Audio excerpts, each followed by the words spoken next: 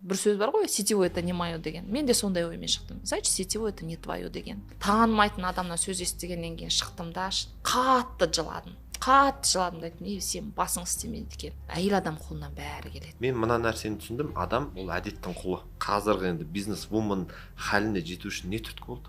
Маған таңдау керек болды. Либо карьера, либо бала. Бір адам жұмысқа шығу үшін үйге 4 әйел керек екен. Бұның ақысы немен төленіп жатыр? 1, 2, 3. Қайырлы күн, Тайыр Нұғман YouTube арнасының оқырмандары, көрермендері, біздің себеп салдар подкастымызға қош келдіңіздер. Бүгін бізде өте қызық сұхбат болайын деп тұр. Алла бұйыртса, менің өзімде де көптен көкейімде жүрген сұрақтардың, сіздердің де ойларыңызда жүрген сұрақтардың жауабын Әсемай ханымнан бүгін аламыз. Әсемай ханым, қош келдіңіз. Баршаңызға қайырлы күн, сіздердің оқырмандарыңызға қайырлы күн. Қош келдік. Қалайсыз? Аллаға шүкір, бәрі Көңіл жақсы. күйіңіз? Көңіл күй бес. Себеп салдарды көргенсіз бе? Енді барлық сұхбатыңыздың барлығын көрдім деп өтірік айта алмаймын, бірақ білемін. Жалпы таныссыз? Жалпы таныспын, әрине. Бізде осы кәсіпкерлер, түрлі бір айтып, әр саланың тұлғаларын шақыруға тырысамыз, осы себеп салдарға. Бұл жердегі біздің басты құндылығымыз немесе артықшылығымыз бұл шынайылық. Сізге де бүгін шынайы сұрақтарды қоюға тырысамын. Сіз де шынайы жауап береді деген үміттемін. Бүгін біздің талқыланатын тақырыбымыз бұл сетевой бизнес жайлы. Дұрыс па, Әсемай ханым? Сіздің де көптен бері жүрген салаңыз, осы саланың майталмансыз. Жалпы бір сөзбен сетевой бизнесті бейнелеп беріңізші. Бұл бизнестердің ішінде өз ойыңызбен. Енді жалпы сетевой бизнес болып келгенге дейін, мысалға өндіруші дейік, завод, өнім өндіреді. Ол халыққа жеткенге дейінгі жол, мысалға бірінші өнім өндірушіден барып крупный оптовик алады, одан средний оптовик, одан мелкий оптовик алады. Мелкий оптовик арқылы магазиндерге түседі, магазиннен барып біз алатынбыз, міне өнімнің бізге жету схемасы осылай болатын, Ал сетевой бизнес дегеніміз ол қазір ол крупный оптовик жоқ, средний оптовик, мелкий оптовик, яғни халық пен өндірушінің арасында тұрған қарапайым адамдар, мысалға мен сияқты, тағы да басқа да адамдар деген сөз ғой, яғни екі ортада өнімдерді жеткізіп беруші делдал, ол бізбіз. Яғни жаңа дистрибьюторлар дейді, консультанттар деп жатады, Ал егер енді сіз айтқандай, тіпті одан да жаңағы бір түсінікті тілмен айтатын болсақ, сетевой бизнес дегеніміз не? Көп адамдар бір бас қатырып жатып, бір қиын нәрсе деп ойлайды, шын мәнінде ешқандай қиындығы жоқ. Ең әуелі біз енді сетевойға келгенге дейінде елдің бәрі басын жуады, ыдысын жуады, кірін жуады, қандай да бір бат, витамин өнімдерін қолданады ғой. Бірақ біреу оны базардан алады, біреу торговый центрдан алады деген сияқты әркім әр жерден тұтынады. Ал енді қандай да бір сетевой компанияға келетін болсаңыз, яғни сіз ең әуелі сол компанияның тұтынушысыз. Былай айтқанда, бұрынғы алып жүрген магазиніңізді сіз осы сетевой компанияға келіп ауыстырасыз деген сөз. Екінші, тек қана тұтынушы ғана болып қоймай, яғни командамен бірге бас жу, командамен бірге ыдыс жу, командамен бірге кір жу деген сөз. Яғни бір ғана мен бір шампуньді сатқаным қандай, я болмаса командамен шампунь сатқаным қандай деген сөзде көрдіңіз бе? Сондықтан бұл бір жаңағы өзіңіз сияқты қарапайым мен айтам, үйде отырған әйелдер бірігіп бас жуайық, бірігіп ыдыс жуайық, командамен жұмыс жасайық деген сөз болды. Қанша болды өзіңізге? Енді осы декабрьде Алла қаласа 19 жыл болады екен. Неге сетевой бизнесті таңдадыңыз? Неге басқа бизнесқа бармадыңыз? Қалай келдіңіз жалпы осы сетевой бизнеске? Шынымды айтсам, негізгі мамандығым ұстаздық. Сетевойға дейін Қазақтың ұлттық өнер академиясында студенттерге сабақ бердім. Бір кафедрада, екінші кафедрада методист қызмет атқардым. Жалпы сетевойға келем демек түгелі, келіп жүрген, істеп жүрген адамдардың өзіне скептический көзқарас дейміз ғой. Түсіне алмайтын адамның бірі мен болғам. Мен ойлайтынмын, ненормальный адамдардың бәрі сетевойда. Нормальный адамдар, олар мұғалім, олар дәрігер, олар юрист, только не сетевой деп. Бірақ енді өзім енді академияда жұмыс жасап жүрген кезде марқұм Құдайберген Сұлтанбай ұлы бар, өздеріңіз жақсы танитын адамдар, жаңағы бір сөзбен айтқанда қарапайым адамдар үйде отырып теледидардан көретін әншілерді, актерларды мен сол кісілермен бірге жұмыс жасап, бақыттан басым айналып жүрдім. Мен ойладым, әлемдегі ең бақытты жан мен шығармын. сондай жерде жұмыс жасап жүрмін деп. Бірақ күндердің бір күнінде маған бір әйел келіп бастады. Вроде сыртынан қарасаңыз әжептәуір киініп алған, жаңағы компанияның туралы айтып бастады. Мен енді жас үлкен болғаннан кейін тыңдамай қоя алмадым, тәрбием жібермейді. Жаңа кісі айтып тұрғаннан кейін барынша тыңдап тұрам, бірақ мына құлақтан кіреді, мына құлақтан шығады, лишь бы сол кісіні ренжітпей жібере қою. Сөйтіп 4 ай уақытым өтті, шынымды айтсам. Сосын кейін ол кісі енді маған айтады ғой, жаңа заказ жаса, я болмаса тіркелсеңші деп. Мен әйтеуір жылы жауып, жаңағы ол кісіні ренжітпей қоя берем, ренжімеңіз, менің артық ақшам жоқ, аса боянатын да адам емеспін дегендей. Бірақ күндердің бір күні жаңағы әйел маған келіп, ертең сағат 3-те осындай адресте біздің бір семинарымыз өтетін еді. Өзіңмен жасты бір қыз, 21 күн сайын $1000 алатын қыз, сол семинарды өткізеді. Соны бір тыңдауға жарты сағат уақытыңды бөл, кел. Одан кейін жарты сағаттан кейін мен сенің шешіміңді сұраймын. Егер де жоқ, бұл менікі емес, мен қарсымын десең, сол күннен бастап мені көрмейсің деді. Әр жерде сол сөз маған прям бір шылчок болды да, неужели 4 ай осы әйелден құтыла алмай жүрген, какой-то бір жерге барып, бір жарты сағат отырсам, шыдасам, құтылам деп. Мен айттым, мен әңгіме жоқ, ертең барамын дедім. Ертеңінде заведующийдан өтірігімді айтып, шыны керек өтірік айтасың енді, өйткені сабақтан, жұмыстан сұрала алмайсың ғой. Жаңағы кездесуге бардым. Сол кездесуде жаңағы шыны керек түнімен ұйықтай алмадым. Түнімен мені 2 дүние ұйықтатпады. Біріншіден қуаныш, что мен жарты сағат жаңағы кісіні тыңдаймын да, мен ол әйелді көрмеймін деген ойым. Екінші ойым, ол кісі маған ой салып кетті ғой, сенімен жасты қыз 21 күн сайын $1000 табады дегенде, ол 2005 жылдары $1000 деген үлкен ақша болатын. Мен сонда 39 мың ақша табам. 39 мың теңге. Енді 39 мың қалай, 120 мың қалай, разница бар ғой. Мен ойладым, бұл не деген бизнес, не деген қыз ол, қалай 120 мың табады, шын айттым әйел, өтірік айтты ма дегендей. Осы оймен ертеңінде бардым, тыңдадым. Сол жерде енді шыны керек мен ойым түбегейлі өзгерді. Айтады ғой, біз адамдардың өмірін өзгерте алмаймыз, бірақ ойының өзгеруіне себепші бола аламыз. Расымен де, ал енді ой өзгерген адам ол бұрынғыдай өмір сүргісі келмейді. Мен сетевойда мен не істеу керек екенін, ары қарай әрекетім неден тұрады деген нәрсенің жауабын ала алмадым ол бір жарты сағатта. Тек мен бір ғана нәрсені түсіндім, что мына жерде үлкен ақша бар екенін. Көзім жанып, жарты сағаттайын орнынан атып тұрып, жаңағы әйелге барып, бетінен сүйіп алғым келді, мынау бір күшті нәрсеге мен мұнда істеймін деп. Ал енді шешім қабылдағаннан кейін бар ғой, әрине одан кейін ары қарай уже сұрадым. Бұл не нәрсе, не істеймін? Қандай сөз әсер етті? Ұстаздықтан сетевойға жәнегі көзқарасыңыздың өзгеруіне сол жерде. Есіңізде бар ма? Есімде әрине бар. Оны әлі күнге дейін айтамын. Сіз бір тура дөп басып сұрақ қойып жатсызшы. Линия жизни деген болады. Иә, линия жизни жаңа жерде тақтада сызды. Мен енді өзімше болып отырдым, шыны керекші. Ну что, сендер кімсіңдер? Мен деген анандай жерде жұмыс жасаймын академияда дегендей.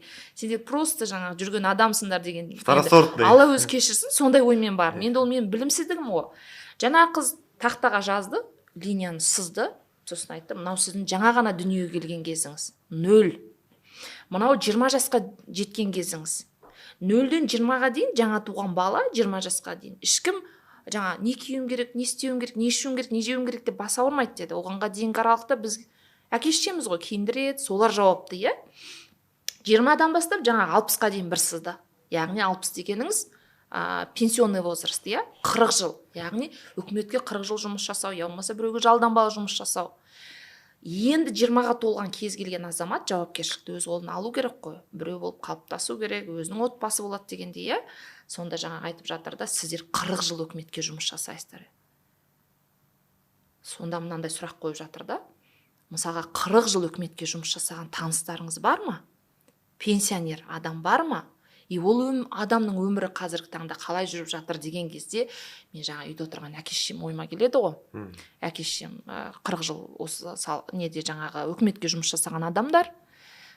Сол отырғанда жаңағы батарейкаға отырып, мен кәдімгі апам мен атаны көз алдыма бірақ келді де, жаңағы батарейкада отырып, өкіметті жамандап, жаңағы кішкене ғана пенсиясына жыл сайын бір какой-то процент қосылады, который былай айтқанда ештеңені нете алмайтын, иә.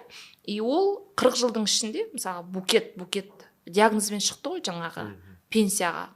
Буыны ауырады, давлениесі ол нетеді дегендей. Соларға жаңағы дәрі-дәрмегін алумен ғана үйде отыр, иә, мысалға. Ақша соған Ешқандай да қызығы жоқ өмірдің. 40 жыл жұмыс жасадым деп ешкім оларды шетелге жіберген жоқ. 40 жыл жұмыс жасадым деп ешкім оларға үй берген жоқ, баспана берген жоқ. Жаңағы өмірінде ешқандай жақсылық болған жоқ, былай айтқанда, иә. Сосын мен ойладым, аха, қазір сен өнер академиясында жұмыс жасап жүрсің. Иә, но это же не твоя академия.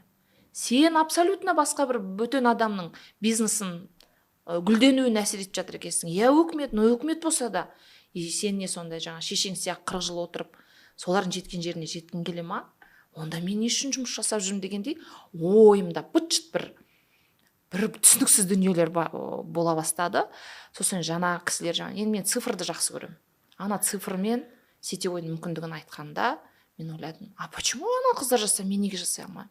Мен де жасайын, мен де қолымнан келеді. 40 жыл жұмыс жасамасам да бір 4 жылда неге өмірімді өзгертпеске деп, не? Тәуекел. Тәуекел, иә. Кейін? Иә, кейін.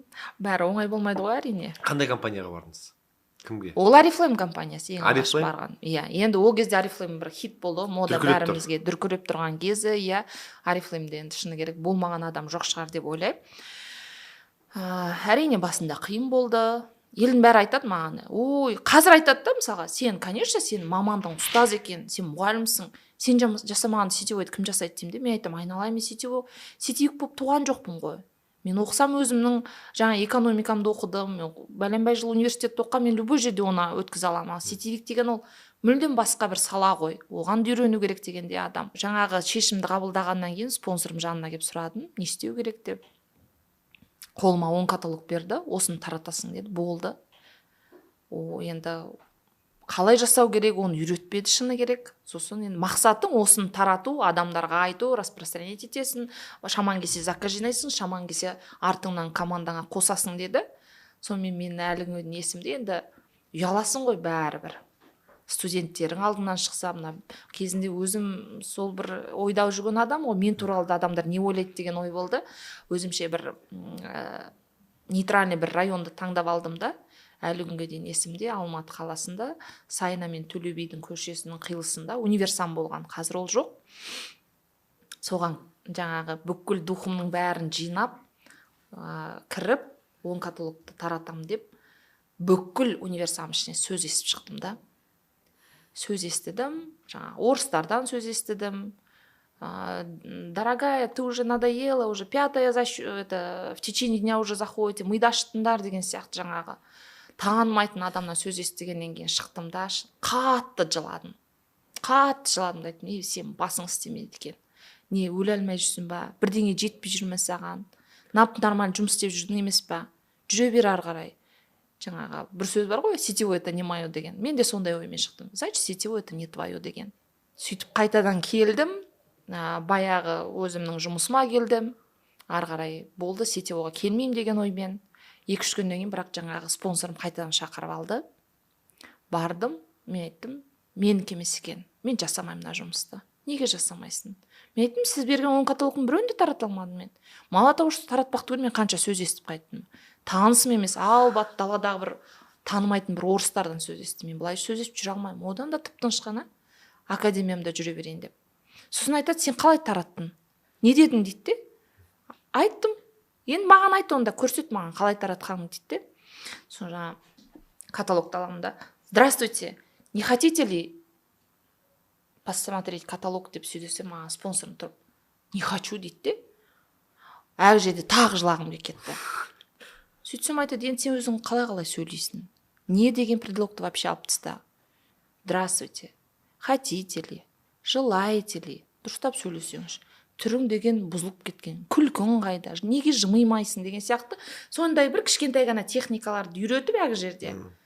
Сен олай деме, сен бір рет неткеннен қайтпа, сен тағы да көрдік. Осылайша қайтадан жібергені бар спонсорымның. Шын мәнінде сол бір кішкене айтқан дүниелердің сату барысында өте жаңағы пайдасы бар екенін артынан түсіндім. Спонсор деген бұл сіздердің алып келген жаңа наставниктарыңыз ба сонда? Дұрыс қой, Спонсор деген енді осы бағытта қалтаңа ақшаның көбірек келуін үйрететін, жолын көрсететін адам ғой. Қалтаңа ақша сап бермейді. Жол көрсетуші. Иә, былай жүр, былай барма, былай істе дейді. Бедекші, мен енді өзім тура сіз сияқты ойда болғам көп жыл бойы. Неге деген сұрақта, мысалы, мен сетевой деген пирамида деп ойлайтын. менде сондай ой болды. Неге деген сұрақтың астына бүйтіп ойланып көрдім. Өйткені мен сетевой жайлы көп зерттендім. Сетевой модельдер іздедім. Адамдарға сату, қалай жалпы массово сату деген нәрсені көп ойландым. Көп іздендім, көп білім алдым. Неге деген сұрақтың жауабы, өйткені менің қасымдағы кісілер осыған дейін маған сетевой модельді ұсынған адамдардың барлығы тек пирамида ұсынған екен. Өйткені бір жылдар болды ғой, бір қатты пирамидалар белең алып кетті ғой, бір алтын алып келеді.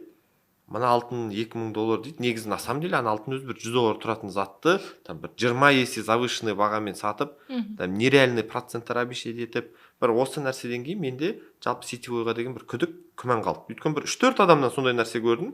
Кейін олардың компаниясы 3-4 айдан кейін жабылып жатты, телевизордан көрсетіп жатты. Мен тіпті өзім үйімдегі кісіде де сондай болды. Мен енді продажник болған соң уже анау артын көріп тұрам да. Так уже бір чересчур бір нәрсе обещать етіп жатса уже болды, уже мен қоямын. Өйткені нарықта ең үлкен ақша алып келетін нәрсе ол бизнес. Любой инвестициядан да ең көп ақша алып келетін. Осы жерде бір сетевойдың структурасын бір түсіндіріп бересіз бе? Жалпы қалай басталады, қандай адамдар айтып жатсыз ғой қалай дедіңіз, спонсор дедіңіз, мысалы қандай дәрежелер болады? Қарапайым халықтың да бір көкейінде жүрген сұрақ ау деп ойлаймын. Енді жаңағы пирамида деп жатсыз ғой, неудачный опыт деп айтады ғой адам. Дұрыс емес жерге барады, санын бір соғады, аузы күйген үрлеп ішердің әңгімесі деп болып тұр да сізде. Енді ол барған жеріне байланысты да. Шын мәнінде бұндай нәрсе бар, пирамидалар бар. Олар енді олардың ең негізгі белгісі біріншіден кіру бағасы өте үлкен болады. Әкесінің құнын сұрайды. И обещать етеді шын мәнінде одан бірнеше есе үлкен доходты. И бір қызық жері, мен сол нәрсеге әлі күнге дейін соның бір жауабын таба алмадым, не екен, мысалы қазақ емес, тіпті кәдімгі қарапайым адамға барып сетевойдағы мүмкіндіктегі минимальный вход туралы айтсаң, ойланғанда енді масқара ойланады. А когда жаңағындай бәленбай ақша төлеп кіруді айтсаң, еще ар жағында многообещающий дүние айтсаң, кредит алып болсын келеді де.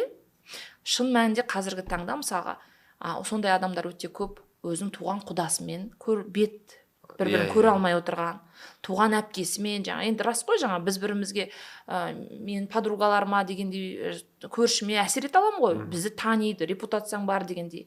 Солай білместіктен кетіп қап, сіз айтқандай жаңағы аз уақыттың ішінде уже бастағылар жұлып әкетеді де, артқылар уже салған ақшасынан артық көрмек түгел, сол ақшаның өзіне қол жете алмай сан соқтырып жатқан случайлар өте көп. Енді оның негізгі себебі, енді адамдар байқау үшін жаңағындай кіруді байқау керек, үлкен ақша. Одан кейін оларда товар болмайды.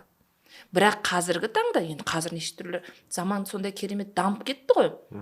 Қазір компаниялар умудряются товар қоюға. Қазір біз кішкене опыттан тәжірибеленіп қалдық. Біз айтамыз, товар жоқ жерге жолама дейміз ғой. Олар 1-2-3 нәрсені бүйтіп қойып қояды да, бізде товар бар. Біз пирамида емеспіз. Пирамидалар, закрытый пирамидалар да, под видом пирамиды. Сіз оны түсінбей қалуыңыз мүмкін, оған алданып қалуыңыз мүмкін жаңа басында. Заттар бар ғой все-таки деген сияқты, бірақ біз уже түсінуіміз керек. Шын мәнінде жаңа многообещающий үлкен дүниелер дегендей жаңағы товардың дұрыс болмауы. Ал енді біздің мен айтып отырған сетевой, ол енді кез келген адамға қол жетімді. Ол жерде өнімнің түрі өте көп болады, ассортименті, жаңа үйге керекті мыло-мойкалар болуы мүмкін, БАДы, витаминдер болуы мүмкін, жаңағы косметикалық бағытта дегендей, сондықтан бұл енді сәл басқаша дүние. Структурасы, сетевойдың структурасы қалай құрылады? Соны бір түсіндіріп жіберіңізші. Адамдар структурасы болғанда, мысалға, әрбір адам келеді, тіркелесіз. Тіркелгеннен кейін кез келген адамда өзі таңдау болады. Бір адам айтады, мен вообще тиіспеңдер, мен тек қана өз бағасына алатын жаңағы льготный клиент болғым келеді. Мен просто потребительмін, Ол өзінің қақы. Кейбір адамдар айтады, мен не только потребитель, но и хочу мысалға на продажах разницаны зарабатывать еткім келеді дейді, жаңа сату барысында өнімнің үстінен қандай да бір пайда көрсем дейді. Ол екінші. Үшінші адам айтады, мен қолданғым келеді, арасына сата берейін. Давай жаңағындай бәріміз бірігіп сатайық, бірге жуынайық деген әңгіме ғой.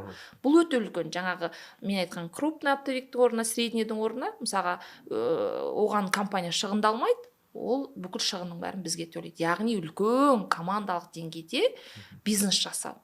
Енді оның өзінің әрбір компанияның ішкі валютасы болады. Мысалға Россияда рубль, Қазақстанда теңге деген сияқты. Мысалға бізде бал, бір жерде PV деп жатады, тағы бір нәрселер. Сол бір балыңыз белгілі бір деңгейді құрайтын болады. Мысалға бізде бір бал 7,5 мың теңгені құрайды. Бір бал. Бір компанияда мысалға мүлдем басқа сумма деген. Ішкі валюта. И сол валютаға қатысты жаңағы деңгейлерге көтерілу.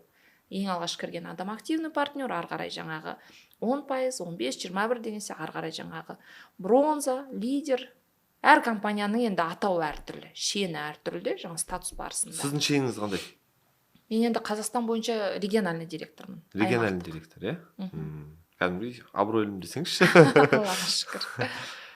Қанша адам бар қазір өзіңізде командаңызда? Оны енді өтірік айта алмаймын. Ол сұрақ өте қиын мен үшін. Өйткені ол біздің системада мен жеке кабинетімде көрінбейді, но енді өте үлкен команда бар. 1000 адам бар ма? 1000 дегеніңіз ол бер жақ қой. Мелочь па? Не айтып отырсың десеңізші. Ой, бірнеше мың бар ғой. Бірнеше мың адам. Иә, Қазақстанда бүкіл қалаларда командам, Қырғызстанда өте үлкен командам бар. Шетелге шығып жатыр жайлап, иә. Аллаға шүкір. Команда өте үлкен. Достар, уайымдамаңыз. Мына қазір қызық подкаст, одан да қызық болады, бірақ оға дейін керемет жаңалықпен бөліскім келіп тұр. Сіз мына менің қонағым сияқты дәл қазір төмендегі арнайы бағамен менің подкастыма қонақ боласыз. Сіз егер кәсіпкер болсаңыз, немесе бір саланың шебері болсаңыз, немесе бір қызметіңіз және халыққа бөлісетін идеяңыз болса, онда осы менің себеп салдар подкастыма ақылы келу және жеңілдікпен, тағы да айтамын, бака уақытша осы мейрамдардың алдындағы жеңілдікпен келу мүмкіндігіңіз бар. Өйткені біз енді көп қонақ шақыра алмаймыз. Бір айда 4 қонақ болса, соның біреуін ақылы шақыру мүмкіндігіміз бар. Олай болса, достар, төмендегі номерға тез-тез жазыңыз. Өз мүмкіндігіңізді, өз уақытыңызды алып қалыңыз. Өйткені маған келген қонақтардың барлығы осы подкасттан кейін 10 мыңдаған подписчик келіп атады, көптеген заявка келіп атады бизнестарына, өздеріне. Сондықтан сізге де пайдалы болып қалармын. Қалай жұмыс істейсіз командамен өзіңіз? Мотивация қалай бересіз адамдарға? Мен адамдарға тіпті 1000 емес, 100 адамды мотивация беру оңай емес. Дұрыс па? Ол өзіңде де бір ішкі бір рух болу керек шығар. Адамдарға күш қуат беру, жұмыс істету деген сияқты. Сізде қалай жүреді? Иә, әрине. Оңай дүние емес. Шынтып айтқа келгенде, бір имам айтыпты ғой, бүкіл жамағат мені тыңдайды. Үйге келгенде, иә, саған күшім жетпейді деп әйелін айтыпты ғой, сол айтпақшы. Содан кем түспейді ау деп ойлаймын, бұл жұмыс шын мәнінде. Неге десеңіз, өйткені қаншама мінез. Иә, қаншама әйел адам, біреуінің 6 баласы бар, біреуінің 5 баласы бар. Баласы бар, баласы жоғы бар, үлкені бар, кішісі бар дегендей, иә. Қаншама мінезді бір чатта ауызбіршілікте ұстап отыру деген шын мәнінде өте оңай дүние емес. Бірақ енді қалай айтсам, келген күннен бастап, чатқа кірген уақыттан бастап, енді біздің бизнес көбінде онлайн жүреді, офлайнда жүреді, бірақ әуелгі жұмыс тіркелген уақыттан бастап онлайн жүреді. Чаттарға қосу, кірген бойда бірден жаңағы чаттың ережесін түсіндіру. Чаттағы ең әуелі сіз деген сөзден бастаймыз. Менің командамда мысалға отбасылық бизнес жасап жатқан адамдар өте көп. Қызы мен анасы, енесі мен келіні, күйеуі мен жары дегендей, иә. Екеуі ара бір-біріне қарым-қатынас жасаған кезде чатымның ережесі бойынша бір-біріне сіз деп сөйлеу керек. Енесінің өзі келініне сіз деп сөйлейді. Өйткені пайғамбарымыздың өзі айтқан ғой, сіз деген жерде жаңағы ұрыс болмайды. Сыйластық көп болады. Сіз деп сылып тұрғанға не жетсін, иә. Мен соны бірінші қоямын тәртіпке.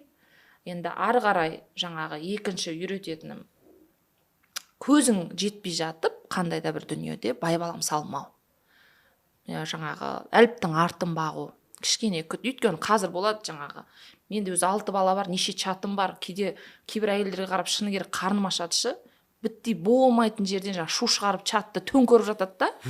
Аллаға шүкір, менің чатымда ондай жоқ. Кейбір директорлар өздері маған даже айтады ғой, сіз, наверное, чатыңыз жауып тастайтын шығарсыз дейді, жаңағы ешкім сөйлетпейтін дейді. Жазбайтындай қылып дейді. Мен айтамын, неге деймін? Мен чатымда бәрі сөйт. Біз чатымызды жауып тастаймыз да, үстінен ақпарат пытырлап тастай береміз дейді жаңа. Мен айтамын, это отношение дұрыс емес қой. Адам о жерден байлап ұстайтын емес қой. Адам сөйлеу керек, кері байланыс болу керек. Мен айтамын, адам сияқты айтсаң, ол адам үйренеді оғанда. Енді небір адамдар болады жаңағы мінезбен кіреді де, бірақ чаттың жан жағына қарайды да, обстановкаға, атмосфераға қарап уже бой түзей бастайды да. Тәй енді Аллаға шүкір, осыдан ары қарай бір-біріне қарап отырып. Бірінші тәртіп дейсіз ғой. Тәртіп міндетті. Ереже. Иә, ереже. Оған бағынбаса болмайды. Ол енді менің бір прихотим емес, өйткені хаос болады ғой, бір-бірімізді тыңдамасақ. Бірақ сол ережені қойған адам менмін, и сол ережені ең бірінші орындайтын адам және менмін. Өйткені мен өзім айтқаныма сай болмасам, онда мен 5 тиынға құным жоқ. Болмайды дейсіз ғой, Болмайды. Өнімдер халал ма? Өнім халал, Маркетинг. табысы адал. Қалай жүреді бұл жәнегі? Мысалы, сетевой бизнеста мен білуімше, входной маркетинг халал болу үшін шарттарының бірі ақша болмау керек. 0 теңгемен адам тіркеле алу керек. Тіркеле алады. Сіздерде сондай ма? Тіркеле алады. Одан кейін өнімнің халалдығы ең әуелі түрік мүфтиятының рұқсатымен. Иә. Ең негізгі өзі жалпы қай өнімізді қарасақ та Түркия елі бойынша ең алғашқы фосфатсыз жаңағы кір жуатын ұнтақ дейміз, сол порошок. Соны шығарған біздің компаниямыз Ерсақ. Шампуньдарының бойында сульфат жоқ, яғни адам өміріне зиянды дейтіндей. Мысалға қарапайым ғана жаңа шариковый дезодорант. Енді қаншама адамдар соны қолданады ғой, иә? Басқа нелерде жаңа дүкен сөресіндегі болсын, басқа сетевой компаниялардың дезодоранттарының барлығының құрамында алюминий бар. Алюминий деген өте улы зат. Адамға өте зиянды. Соны қолданғаннан, даже мына әйел адамның айтады ғой, кеуде астының әртүрлі бездерінің ісінуі, жаман ауру деп жатамыз ғой, рак. Соны да қоздыратын ең негізгі себеп сол. Бізде оның құрамында алюминий жоқ. Сондықтан да енді шын мәнінде өнімі өте пайдалы. Мен тіпті айтып жатам, даже біздің бизнеске келіп, бизнеспен айналыспай-ақ өнімдерді қолданып бастағанның өзі денсаулық деген өте үлкен байлық емес па? Жақсы көмектеседі. Сіздердің өнімдеріңіз түгел түріктердікі. Турецкий компания. Турецкий компания. Түркияда Денизли деген кішкентай бір қалашық бар. Сол қалада үлкен өндірісіміз бар. Қанша жылдық тарихы бар? 17 жыл болды әлемдік деңгейде жұмыс жасап жатқанда. Қазақстанға келгеніне міне биыл жуырда ғана 5 жылдығымызды атап өттік. Бұл енді мен қазіргі таңда негізі сетевойларға көп сабақ беремін. Білесіз ғой, продажа бойынша көп Қазақстанда қандай сетевойлар болса, мен осы бір сетевой бизнестан адамдардан байқайтын минус дейін ба, или байқайтын нәрселердің бірі үнемі бір сетевойдан екінші сетевойға секіріп жүрді. Осы бір тенденция бір сетевойда қатты шығар деп ойлаймын мен. Неге? Қалай ойлайсыз? Бұл бір шыдамсыздықтан ба, әлде бір сабырсыздықтан ба, неден? Или бір біздегі қоғамдағы бір сетевой компаниялардың дұрыс еместігінен бе? Енді көрдіңіз ба, жаңасы атап өткен дүниенің бәрі де кішкене-кішкенеден әсер етеді ау деп ойлаймын. Әркімнің жағдайында әртүрлі шығар. Осы сөзге мен де 100% себен қосыламын.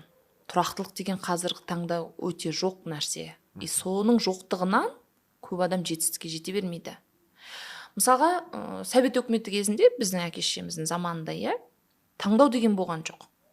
Олар даже мысалға міне бір кәсіпқой техникаға жұмысқа кірдіңіз бе? 40 жылда сол жерден шықты қанша адам? Тура 40 жыл жұмыс жасап, иә? Бірақ тұрақтылық енді міне керемет болды, таңдау болмады, көрдіңіз бе? Ол жерде сетевой деген болған жоқ. Мен ойлаймын, сол кезде сетевой болғанда вообще мықты жетістікке жетер ме еді біздің әке-шешеміз деп ше. Ал қазіргі кезде керісінше таңдау өте көп, тұрақтылық жетіспейді адамға. Жаңа мен мысалға былай елестетем де, енді кез келген сетевойдың шыңына шығуымыз керек қой, үлкен жетістікке, жаңа өмірімізді өзгертеміз десек, оның етегінде ештеңе жоқ қой. Жолдың ең жоғарысында емес па сіздің жеңісіңіздің жетістігі дегенде, иә, бүкіл медаль сол жерде тұр. Соған жаңа шығып бара жатқан кезде біреу айтады ғой етегінде тұрып, қойсайшы, қайтесің оның төбесінен шығып, ол жерде түк те жоқ. Ана көршіде шығам деген шыға алмаған, жүр түсейік, ана келесі тауға шығайық дейді де, былай айтқанда. Енді ол не істейді, ана тыңдайды да жаңа түседі. Көрдіңіз ба? Шығып түсіп до конца бармау. Шашып қала ма? Шығып түсіп шашып қала ма? Иә, сөйтіп жүріп өздерін өздері жоғалтып алады. Әлгі сетевой не майо дейтіндер осы жерден, қолды бір сілтей салатындар осы жерден. Я болмаса жаңағы әбден азартқа кіріп алған, сетевой болмаса болмайды, но опять-таки соңына дейін шығуға шыдамдылық жоқ. Фокус дұрыс емес те, көрдіңіз ба? Ол бір індет кәдімгі сетевойдың өзінің бір ауруы хронический. Ішіндегі ма хронический? Бұнымен қалай күресесіздер енді? Сіздер бір осы тұста көп бір сұхбат не жүргізесіздер ме? айтасыздар ма адамдарға? мен жүрген жерім барлығында айтамын. Енді менікі әуелі айту, барынша адамға жаңағы миына салып беру барынша. Бірақ енді оны алу алмау әр адам өзіне байланысты. Бірақ әуелі ар жағындағы ниеттің дұрыстығы ғой, көрдіңіз ба? Аллах тағала өзі көреді ғой, кім өзінің бас пайдасына жұмыс жасап жатыр, иә, жаңағы аузына келгенін айтып, по головам жүріп дегендей, оны бизнесте неше түрлі жасауға болады ғой. А кімнікі шынайы? Мен ойлаймын, менің миссиям жалпы сетевойдағы ешқандай хайпсыз, ешкімді жамандамай, ешкімнің деңгейіне түспей ақ, жаңағы, иә, шынайы бір жолмен ғана адамилықты ешқашан ұмытпай, адамдықпен сол жайлап жетістікке жетуге болатын. И сол жолда тұрақтылықтың маңызын зор екенін. Өйткені оны ешкім де жете алмайды тұрақтылық болмаса. Кәсіпте, енді мен кәсіпкер адам болған соң, үйдегі кісінің қолдауы өте маңызды. Әйел адамдардың. Сен үйге келген кезде әйелің қабақ шытып отырса, үйің шашылып жатса, тамағың піспесе, киімің, біз енді еркек адамдарға қиындау да, әйел кісілерге үйдегі кісінің қолдауы қаншалықты маңызды? Ол енді шынтуай айтқа келгенде өте маңызды ғой. Өте маңызды.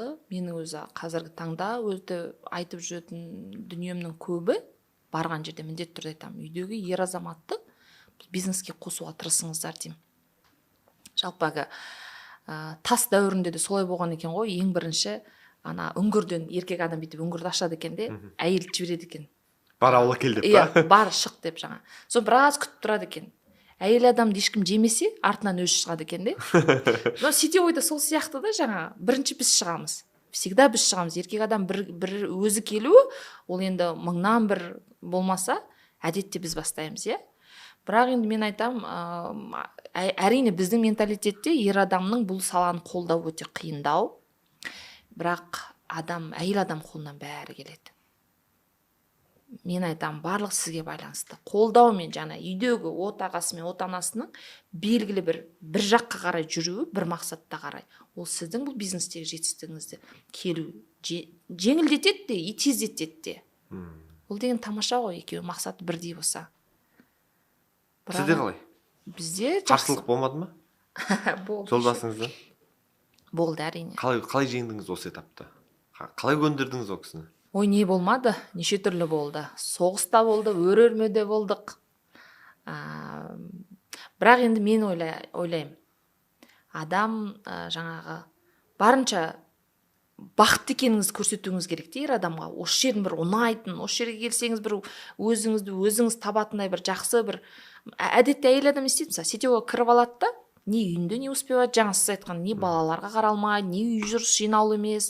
Одан кейін жаңағы ортасында өзі жүреді, шашы жаңағы дода шығып үлгере алмай, қолымнан келмеді дегендей. Оны көрген ер адам айтады ғой, осы сетевойға дейін нормальный едің ғой, сетевойға кіріп сен вообще жынды болып кеттің, одан да қоя салшы осын дейді де. Сондықтан мен айтамын, керісінше өзіңіздің бақытты екеніңізді көрсетіңіз, күліп жүріңіз, өзгергеніңізді байқатыңыз, егер сіз шын мәнінде қаласаңыз деймін де. Ал енді бұл нәрсеге менің басым осы соңғы кезде жетіп отыр ғой. Өзімнің историямда ол нәрсеге басым жеткен жоқ қой. Алғаш осыдан бірнеше жылдар бұрын, иә. Сонда мен айтамын, мен апарып таста офисқа барам деймін ғой. Ол кезде мынандай жоқ, чат жоқ, телефон жоқ, ол чисто көзбе көз кездесу. Сосын кейін бұрқылдап әкелгенше бұрқылдап алып келеді. Или офистан өткізіп барып тастайды мені, или жеткізбей тастайды. Но оның алдына тастамайды, потому что оған уже бір неде жаңа еркектің намысы бар да, түсінбейді ол нәрсені. Ол уже бір төменгі бір нәрсе сияқты ол үшін. Сосын жаңа қайтпаймын ғой мен енді. Оны да айтам, керемет жаңағы ұнап жатқанын айтам. Сөйтіп даже тренингтер болды да, не бір мықты тренингтер болды. Соған апарам ғой жаңа, қайтпаймын, бірге алып алам. Сосын еще айтып қоямын, сен мені ұятқа қалдырмашы деймін. Анау секір десе секір. Жаңағы неше түрлі нәрсе жасатқызады ғой тренерлер. Соны жасашы деп айтамын ғой, жасамайды ештеңе.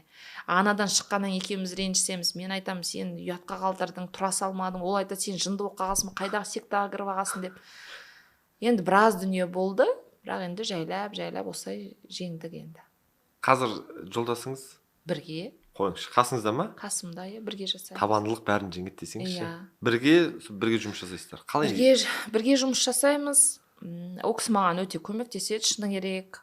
Бір айтады ғой, бір шырманың артындағы адам сияқты да, өстіп осы бизнестің әдемі жүруіне, даже міне қазір сізбен осылай отыруымның өзі мысалға сол адамның арқасы деп айтар едім. Өйткені мысалға бала шаға болғаннан кейін біреу мектепке барып жатады, біреу мектептен келіп жатады дегендей, иә.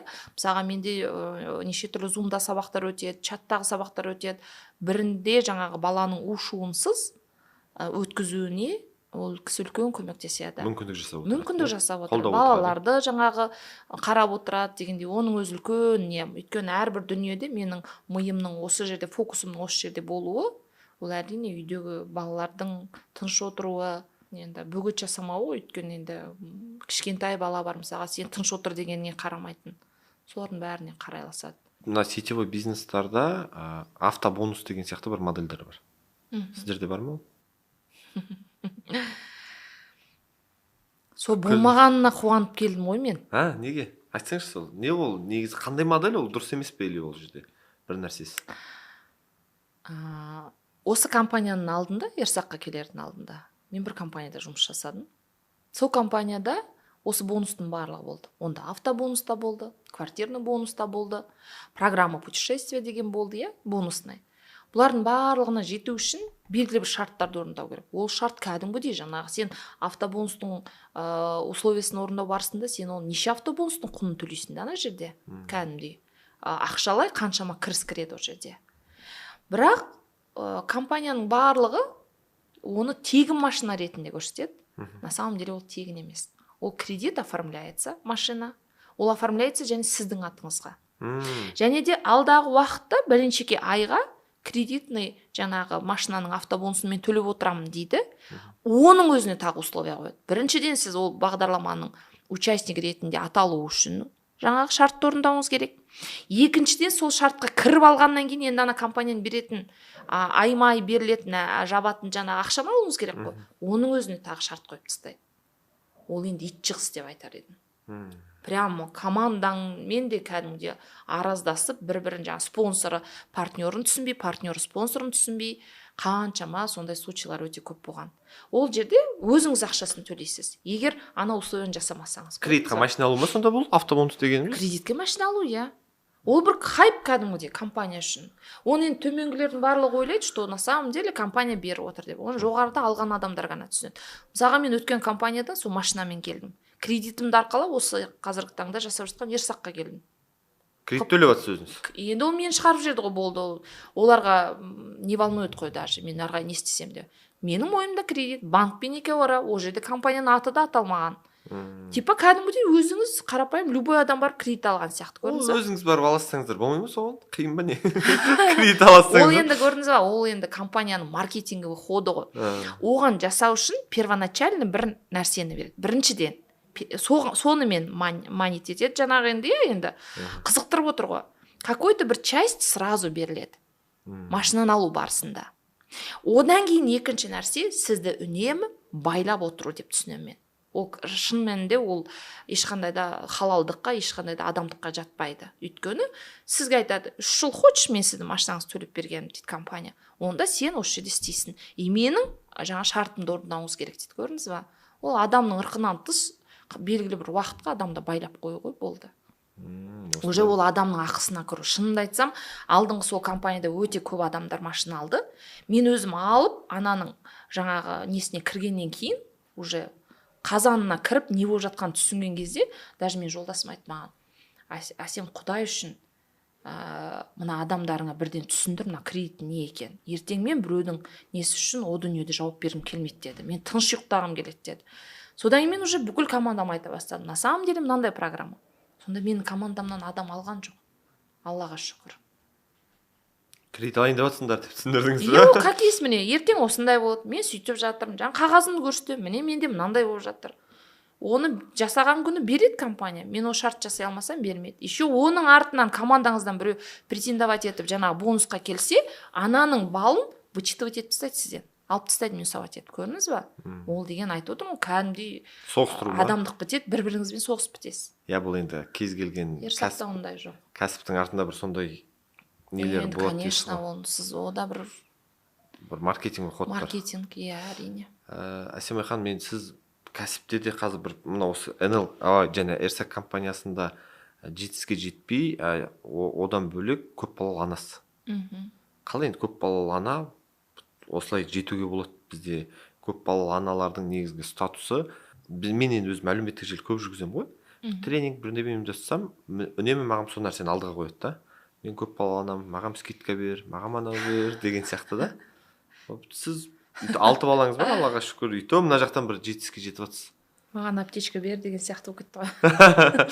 Қалай осының бір сырын айтыңызшы. Жалпы адам алғанды жақсы көреді ғой.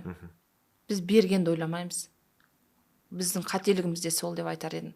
Ол қай неден бастап келе жатқан індет екенін де білмеймін, иә. Даже үлкен адамдар болады ғой, мысалы тойға барып жатқанда да, ой, кезінде ол маған пәленше әке келген, сонысын қайтарам деген сияқты, или маған түк бермеген, мен де солай барам деген сияқты, иә. Не айтамын да, адам бірінші өзін беріп бастау керек. Берсеңіз ғана аласыз да. Ал енді баланы тапса, әркім әуелі өзі үшін табады ғой. Үкімет үшін таппаймыз, иә. Енді мен жаңа аптечка бер деген нәрсе есіме түсіп жатыр да. Осы сетевойдың арасында жаңа Арифлеймнен кейін біраз уақыттар мен бұл саладан кішкене үзіліп қалды да. Өйткені бірінші үлкен ұлымыз болды, мен одан кейін ұзақ уақыт бала көтере алмай жүрдім. 2009-ға жақындаған кезде тура мына енді Аллахтың өзі сынағы да шығар, ол жалпы сетевойда дүркіреп өсіп келе жатқан кезімде мен көтеремін де екінші баланы. Ол кезде енді мына не жоқ қой, әлеуметтік желі деген жоқ, Инстаграм жоқ, WhatsApp жоқ, иә. Жаңа көзбе-көз жұмыс қой адамдармен, тет-а-тет. Маған таңдау керек болды. Либо карьера, либо бала. Мен әрине ол ешқандай әңгімесіз бала деп бір атала кеттім.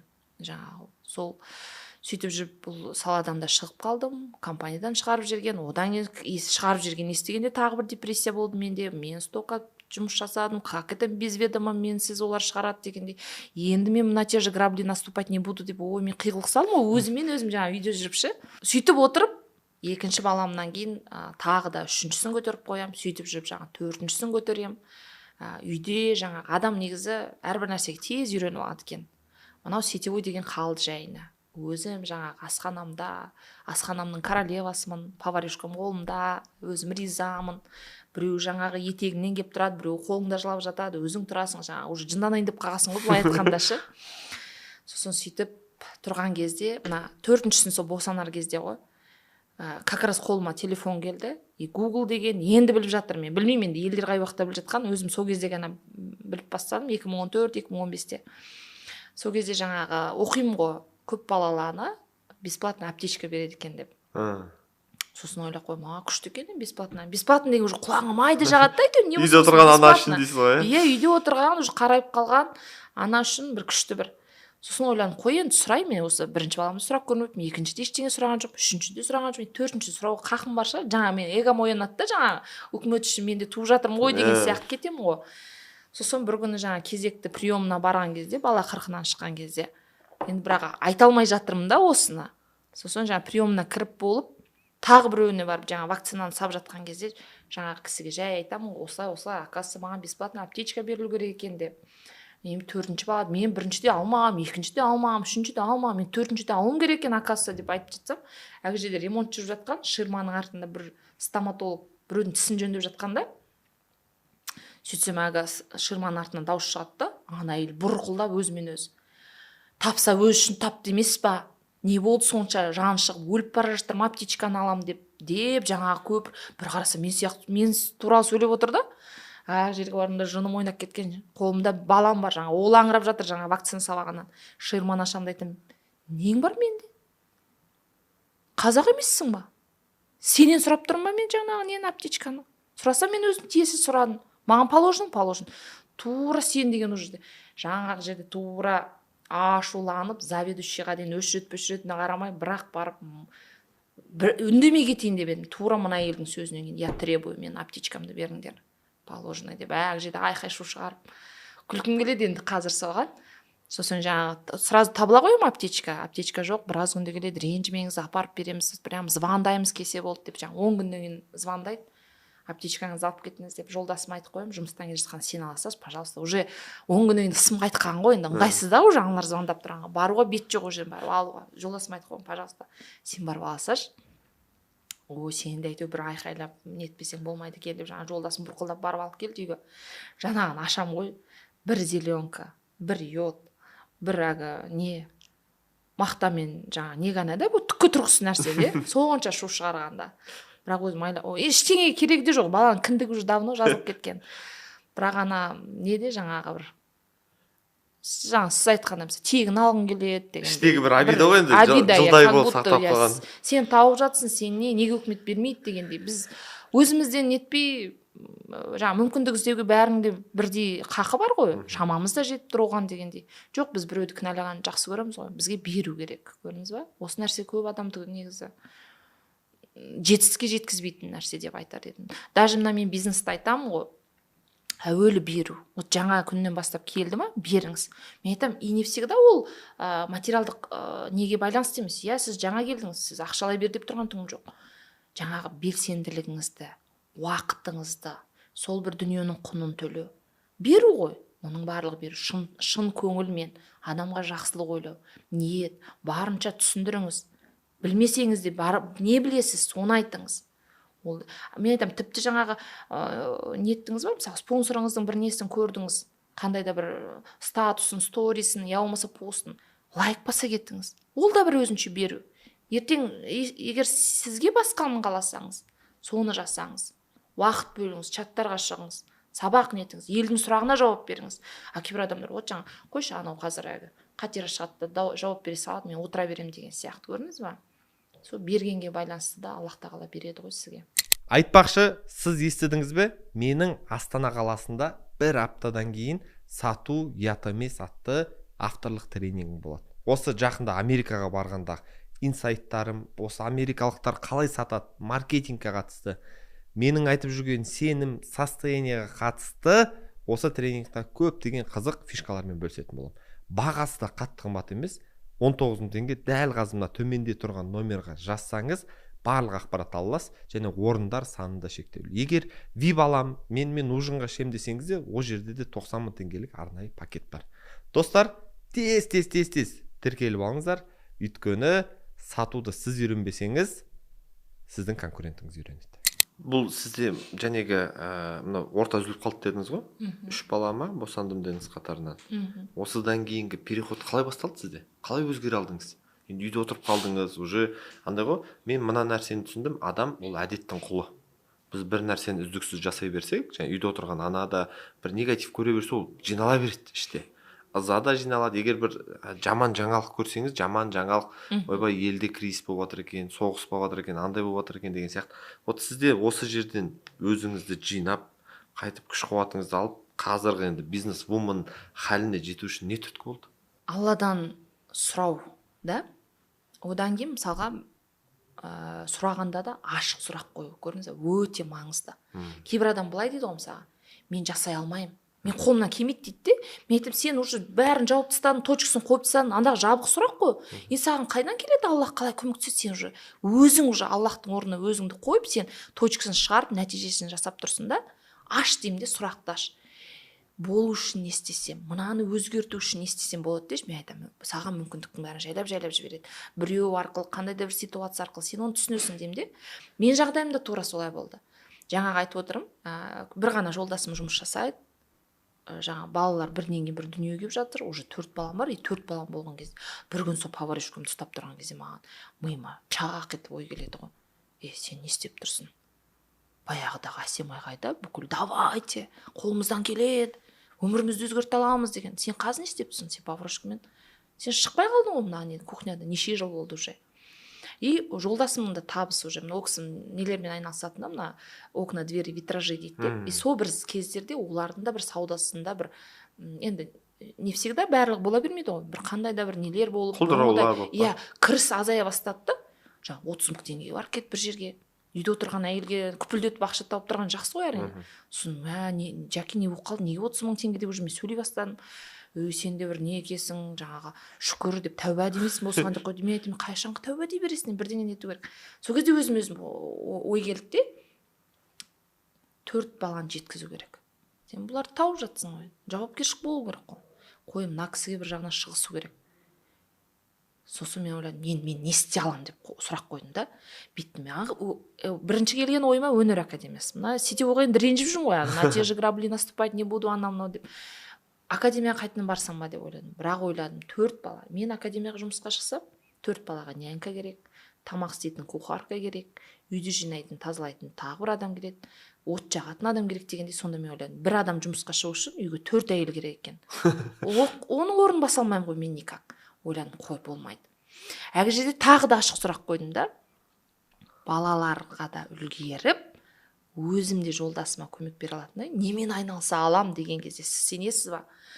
6 жыл есігімді қақпаған, ешкім келмеген, сол бір айдың ішінде маған 3 әйел келеді ғой. Үшеуі де бір қызығы сетевоймен. Енді Аллахтың ол да бір несі ғой, белгісі, маған келіп тұрған. Сол жаңағы бірін тыңдаймын, ұнамайды, екіншісін. Енді осы жерде жаңағы сіз айтқандай адам әдеттің құлы болып қалады дейсіз ғой. Ана быт адамды расымен де жейді, өзіңіз кішкене контроль жасап отырмасаңыз. Жаңағы көрші үйге бір әйел келеді. Прям ана болады ғой, бір әйелдер жаңағы прям приятно киінген, жаңағы статная такая, уже түріне қарасаң уже жүр десе кете бергің келеді де. Бір керемет әйел келді, көзі бадырайып қалған, бота көз деген. Сосын жаңағы еще ана мен туралы ақпарат беріп қойған ғой, когда-то была сетевиком деген. Онда сетевик жібере ма? Жаңағы маған әңгімені айландырып келіп маған, я вот вижу, сенің көзіңнен көріп тұрмын, вот ты можешь такое. Ананың бәрін айтып. Мотивацияға тойбағам ғой жаңағы. Үйге келем де жаңа жолдасым айтам. Мен осы уақытқа дейін үндеген жоқпын. Отырдым ба? Отырдым. Отырдым. Ешқандай саған шағымданған жоқпын. Осы жылдар мен прям сыйлық алмадым деген жоқпын. Ананы істемедім деген жоқпын. Саған қатысты претензия қойған жоқпын. 4 балаң тудым ба? Туып бердім. Мен енді маған да мүмкіндік бер. Не болып қалды, тыныштық ба дейді. Мен айтам, осындай мына әйел келді мына үйге. Мен жаңағы кіріп бастап көрейін. Сосын енді ана сөздерден кейін жаңағы айтып болған. Енді ол кісі маған жаңағы қарсы тұра алмады жолдасым. Өз мөлшерін біліп тұрмын да, үйде жинақ қойған кішкене ақша бар да. Не керек саған дедім. Мен сол ақша керек маған дедім. Ол да бір өзінше бір кәдімгі, енді біз қарапайым отбасы болғаннан кейін ол кәдімгі үлкен ақша болатын. Жаңағы жолдасым бір 50 мың теңгеге ақша табады. Анау жиналған бір 240 мың ба сондай ақша болатын. 270 мың, өтірік айтам, 270 мың. Сол 270 мыңды алып, әйелге апарып беріп, жаңағы бір дорба затымды алғаным бар. Енді ана кісіге уже бас айланып қалған ғой менің де. И БАДы, тек қана БАДы витаминдер. Әйтеу жаңағы чаташамда мамама мақтап, әпкеме мақтап, сіңіліме мақтап бір жәшігін саттым. 2-ші айда қайтадан звондайды. О жол енді сіңілімнің таныстарына шыға бастадым. Бірақ осы жерде маған енді өте бір қиын болғаны, давлениесі бар, сахары бар, бір кісіге бір өнім саттым. Сіңілімнің подружкасының мамасына. 1 айлық ішетін өнімді саттым. Бірақ ана кісі ішіп болғанша мен 1 ай ұйықтаған жоқ шығармын. Потому что мен артынан түсіндім де, мен не нәрсені бүлдіргенімді. Енді ойлаңызшы, өзінің давлениесі бар, үлкен адам. Өзінің сахары бар. Любой уақытта сахар көтеріліп, адам о дүниелік болуды ғажап емес, иә? Ол кезде мысалы соңында не ішті десе, Әсемайдың берген ішті десе, мен басым кетейін деп тұр ғой. Мен Алладан сұрай бастадым. Сол таблеткалар бітсе екен, көмектеспесе көмектеспей ақ қойсын. Лишь бы ей плохо не стало. Күнде Алладан сұраймын, күнде звондаймын. Мамаңыз жақсы ма? Мамам жақсы. Мамаңыз жақсы ма? Мамам нормально. Сөйтіп бір ай өткеннен кейін мама ішіп болған кезде уфтетінде жолдасыма бардым да айттым. Мен так жить не хочу. Мынау сұмдық қой мынау. Мен білімім жоқ, мен медик емеспін. Мен қалай адам денсаулығын жауапкершілік аламын? Значит, мына БАДтармен жұмыс жасайтын сетевой компания, это значит не мое. Бардым да, соны тоқтатып қойдым. Енді бұл компанияны аса мен көп айтпаймын негізі, бірақ енді может қазір енді мүмкін бір адамға керекті болғаннан кейін аузымнан шығып жатқан сөздер болар, иә. Негізі мына сетевойдың өзін таңдаудың да маңызы өте зор деп айтар едім. БАДы витамин кез келген адамға келе бермейді. Өйткені ол шын мәнінде үлкен жауапкершілік. Одан кейін мысалға өмірі ауру адамды іздеп жүре алмайсыз ғой. Ал басын жумайтын, ыдысын жумайтын, кірін жумайтын адам жоқ та. Күнделікті тұрмыс тіршілікте сіз мысалға мен осылай тісім жумай тұра тұрамын ғой деймін, ақшам аз деп ешкім айтпайды ғой. Зубный паста бітсе болды, жүгіреміз. Сондықтан ассортименті үлкен, және де күнделікті қолданыстағы айтады, средства, которые имеют свойство заканчиваться дейді. Яғни бітетін свойствосы бар өнімдермен жұмыс жасау өте тиімді деп айтар едім. Күшті нәрселер айтып жатсыз. Енді біз және кәсіпке келген жақты айттық, иә. Мынау енді мен бұл нәрсені не үшін сұрап отырмын? Осы менің YouTube арнамды көріп отырған, үйде отырған аналар, бір кейде бір жәнегі адам кейде сенім құлап қалады ғой өзіне. Мысалы анау жайнап жүрген адамдарды бір 10 жылға үйіне тығып жіберсең, ұмытып қалады кім болғанын. Сол сенімі құлаған адамдар бүгін сізді көріп қайтып бір сенім оянсын. Бәрі сетевик болып кетсін деп жатқан жоқ мен, ол өз таңдауы ғой адамдардың. Мүмкін біреу бір суретші болып кетер ме, қайтып мен суретші едім ғой, 10 жыл бұрын ұмытып қалыппын ғой деген сияқты. Енді мына бағана біз айтып жатырмыз ғой, кез келген нәрсенің алу беру балансы бар. Мына жақта жәнегі алла қалауымен көп балалы ана болу үшін сіз мына жерден кеттіңіз. Осының ақысы. 4 баланы босанып, бизнестен кетіп, Арифлеймнен шығарып жіберді деген сияқты нәрсе. Енді қазіргі дәрежеге жету үшін не бердіңіз? Бұның ақысы немен төленіп жатыр? Отбасыдағы бір бөлінбей жатқан уақыттар, сол бір балалардың бөлінбей жатқан көңілдер кетіп жатқан жоқ па осының ортасында? Қалай ойлайсыз? Енді алғаш осы компанияға келген кезде маған маркетинг өте қатты ұнады. Ана компанияда басшылықтан дұрыс емес дүниені көргеннен кейін мен компания ауыстыруыма тура келді. Өйткені мен қандай не болса да адамгершілікті бірінші орынға қоямын, ақша мен үшін екінші орында қашанда. Сонда баспен кірдім енді, маған маркетинг планында жаңағы халалдығы барлық қатты ұнады да. Бірақ жаңағы президентті көрмедім ғой, президент енді Турцияда ғой. Сонда бір күні каким-то образом мен жұмысты келгеннен бастап мощно жасадым да. Сол кезде менің спонсорым енді маған сенім артып бір үлкен чатқа түскен, мен ол чатта жоқпын, деңгейім ол чатқа әлі жеткен жоқ. Соған түскен президенттің бір аудиосын жіберді. 30 минут жазылған. Маған тыңдауға.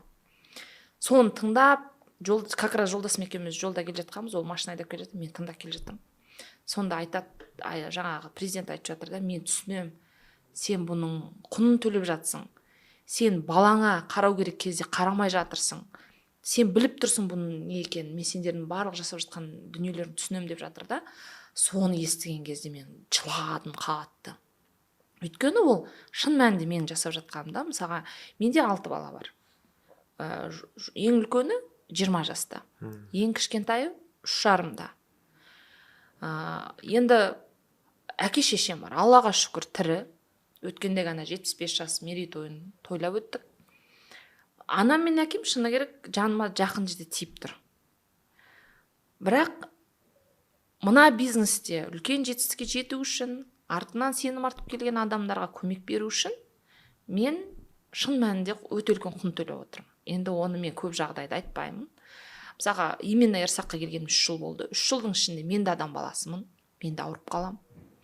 Жолдасым екеуміз енді ол кейде бір жерде басымыз жаңағы нетпей қалатын жағдай болады, ренжісіп те қалатын кезіміз болады. Балалар да ауырып қалады. Бір бала ауырса білесіз, екінші балаға жұғады дегенде бір тұмаудың өзіне кәдімгідей истерика закатывать ететін кездер болады. Бірақ мен бір ың-шыңымды шығармаймын. Мен ауырдым демеймін, балам ауырды демеймін. Осының барлығын былай айтқанда молча нетіп жатырмын да, құнын төлеп жатырмын. Бірақ мен айтады ғой жаңағы, бала күнді балаларыма ертегі оқып бере алмаған шығармын. Бірақ мен соларға ертегідей өмір сыйлағым келеді де. Бұны не үшін үйтіп жатқанымның, мен құнын төленіп жатқанының, оның ар жағындағын мен 100% өзіме отчет бере аламын да. Мүмкін қазір мен айтамын, мен ашық айтамын. Сіздер ойламаңыздар, мен былай отырғанда бәр жағынан идеальный сияқты, мен идеальный емеспін. Мен үйім шашылып жатады. Бүгінде шашылып, мен қазір шықтым үйден. Ничего, ертең жинап алам. Тамақ кейде қалай болса сой жатып салатын кезіміз болады. Кейде тіпті әуелі өзім төсегіме жете алмай жолда ұйықтап қалатын кезім болады. Оның барлығы мен үшін нормально да. Өмір бақи олай болмайды ғой. Не үшін мен солай жасап жатқанымды білемін. Әрине, кейде нетесің жаңағы әке шеше, көбінде мен балаларымнан гөрі әке шешеме кішкене қынжыламын. Сөздің шыны керек. Қалай айтсам енді, ақшамен көмектесе алып жатырмын. Қазір аяқтарын жерге тигізбеймін. Жаңағы бір жерге баратын болса да менде самолетпен ұшады міндетті түрде, және оны маған айтады. алланың қалауымен осы сетевойдың арқасында өткенде умраға да қажылыққа да жібердім, әйтеуір көз тірісінде, мен өздері барып келді. Енді о жағына әрине қуанамын, бірақ енді қу дүние сол уақытымның жетпей жатқанына енді шыны керек кейде қынжыламын. Соны енді алладан сұрайтыным, ұзақ өмір берсе одан да керемет дүниені көрсете алар ма едім деген. Ал енді балалар, енді олар аман болса, біз аман болсақ, әлі бәрі алда деп ойлаймын енді. Келісім. Әр нәрсенің өзінің бір ақысы бар. Бұның да енді мен де соны айтып жатырмын ғой, адамдар біз көбінесе успехті көрсетеміз, бірақ артында тұрған бұлардың әрбір сәті бар ғой. Біз адам болған соң ойланасың, қынжыласың. Кәсіпте жүргенде де мысалға мен кеше Америкадан келдім, әлі ата-анамды көрмедім. Мен сол үйге барғам, туған күнімді атап сол үйде ата-анамның қасында боламын десем, ата-анам ауылға кетіп қалыпты. Екеуі осы нәрседе енді ол бәріміздің адамдардың ішінде қынжылтатын нәрсе деп бір андай депрессияға түсіп, бір өз-өзіңізден бүткіл нәрсені бір тоқтатып тастағыңыз келетін кез бола ма? Өтірік айтып қайтейін, болады әрине. Болады, еще как болады. Енді ол кезде мен өзім ұрсам. Бұл жерде енді мысалға жолдасың айтайын десең, ол кісі мен дұрыс түсіне алар ма, түсіне алмай ма деп те ойлайсың да. Кейде оған да барып айтатын кездер болады. Ал енді жалпы бұл жерде бұл бизнесте мынандай нәрсе бар да, енді ол жалпы сетевойдың қағидасы деп айтар едім. Төменге барып проблемаңды сливать етуге сен қақың жоқ. Төмен деген сенен тараған командаңа деген сөз. Сен өзіңнің әлсіздігіңді көрсетуге қақың жоқ. Мысалға бір нәрсені негативті айтуға, енді саған сеніп келген адам еще сен спонсор бола отырып өзің негативить етсең, онда қалай болады дегенде, Мен айтамын, только наверх. Спонсорыңызға. И то нытье деген тоже, это же ненормально. Анда-санда барып, бір айтып, бір жылақ қойсаң болады да, енді қиналасың, қиналдың, андай болды, мындай болды деп, только жоғары ғана айт деймін. Ал менің жағдайымда, менде жоғарыда айтқанда спонсорым именно қазіргі Ерсақта енді қырғызстандық спонсорыма барып тіркелгенмін. Ол енді просто фактически надо был біреуге барып бір тіркелу керек болды да, цепті нетіп енді сетевойдың несінде. Өзім барып бизнес бастай алмаймын ғой. Бірақ енді анау айтты, ол кісі маған бизнесте жетелеп жүрген жоқ та, мен тем более үлкен кісілер, мен оларға барып ештеңемді айта алмаймын. И приходится айнамен өзім сөйлесемін де. Рас болады. Бәрі қашып кеткім келетін кез болады да. Бірақ ол кезде тез есімді жинатамын мен өзімнің. Мен айтамын, сен әбден уже оборзела деймін де. Өзіме солай айтамын да. Бұл болмағанда қайтар едің ал. Вообще мына болмаса не істер едің сен? Сен қазіргі өмірің болар ма еді? Мен айтамын, сен тура үндеме, Аллаға шүкір деп, тәубаңа кел де, ары қарай әрекетің жаса деп айтамын. Шын мәнінде енді рас қой, мысалға адам басына айтады ғой, өзі көтере алмайтын сынақ бермесін дейді. Баламен сыналып жатқан қанша адам бар. 12 мүшесінің бірі жоқ болып сыналып жатқан қанша адам бар. Енді оның жанында бұл деген енді денің сау, 12 мүшең бар, көзің көріп тұр, құлағың естіп тұр, сен бірдеңе деуге ұят қой негізі. Ал енді онда не үшін тірі жүрміз деймін де, мен өзім айтатын сөздерім. Не үшін сен тірі жүрсің? Сау жүрсің. Енді осындай енді бір дүниелермен күреспесең, күресе алмасаң, өзің жинақтай алмасаң деп енді өзімді арасында қайрап алам. Мүмкін, бірақ енді соңғы кез кішкене қиынырақ болып жүр. Сөздің шыны керек. Енді оның да бір несі табылады деп ойлаймын. Өйткені енді ашық сұрақ қойған кезде Аллах тағала өз жауабын әкеледі ғой. Ашық сұрақ деген методикаңыз ұнады. Күшті екен. Ол жұмыс жасайды методика. Күшті тәсіл екен. Қуантып отыр. Шынымен де бүгін енді емін еркін ашық осы сұрақтардың барлығына жауап беріп жатқаныңызға біріншіден рахмет. Молодец. Өйстіп артыңыздан ерген қыз келіншектерді, артыңыздан ерген командаңызды жетелеп мотивация беріп, қазақтың қыз келіншектерін жүре беріңіз. Біздің подкастта айтпақшы тағы бір өзінің бір қағидасы бар. Енді бұл YouTube болғаннан кейін біз адамдардан тіркелуін сұраймыз, лайк басуын, осы подкаст егер ұнап жатса бөлісе кетіңіздер дейміз. Өйткені әлеуметтік желінің өзінің бір заңдылығы. Осыған орай біз еще қосымша келген қонақтардан сыйлық сұраймыз. Бір сыйлық берсек. Не берсек болады? Өзіңіз от себя болу керек, жүректен. Былай жасайық. Ерсақтың қалаған бір өнімін өзі қаласын. Мен бір өнімін білем, қазір айтамын. Майыз ғой деймін. Ол массажды масло. Жасыл. бір майыз бар әйтеуір Иә, бір анау массаж. суық тисе жаман көмектеседі ше. Ол барлығына көмектеседі. Иә? Басыңыз ауырып бара жатса да, мұрныңыз сондай бықылдап ма? келе жатса да, иә. Сондай барлығына. берейік та, сол пайдалы болады ол. Келісесіз бе? Мейлі. 3 адамға не берсек болады? Массажный крем десеңіз, массажный кремді берейік. Сосын Одан кейін екінші адамға ақшалай берейік. қанша? Осы жер ұнайды маған подкастымда. 100 000 берейік. Давайте. Бірінші адамға сыйлық жай ерсақтың кремі, иә, массажный крем дейін атала ма ол? Массажный крем. Тағы бір адамға 100 000 теңге. Үшінші, бір 3 адамға берейік, бола ма? Үшіншіге сыйлық береміз ба? Білмеймін, өзіңіз білесіз. Кітап бересіз бе? Мүмкін бір кездесу жасап бересіз бе? Әйел кісілерге енді мынау мотивацияңыз шынымен де көп адамдарға осы үйде отырған бір үміт үзіліп отырған адамдарға мүмкін. Үшінші адамның онда қалауын жасайық. Егер менімен жеке кездесу болсын десе, кездесу болсын. Жоқ, мен жаңағы өзімнің қалауыммен кез келген ерсақтың өнімін таңдағым келеді десе, любой бағада любойын таңдасын. Все. Достар, бүгінгі подкастты көрдіңіздер. Бұл необычный, мен енді түрлі кәсіптерді шақырам, түрлі кәсіпкерлерді шақырам. Соның ішінде міне бұл сетевой бизнестің негізі менің өзімнің сұрақтарыма жауап алдым. Маған мен сіздердің ойларыңыз қызық. Осы сетевой бизнесқа қаншалықты сенесіздер? Немесе қандай ойларыңызда бір түйткілді мәселе қалды? Одан бөлек жәнегі айтқан Әсемай ханымның 3 сыйлығы. Біріншісі крем, екіншісі 100 000 теңге, және үшіншісі кездесу дейік.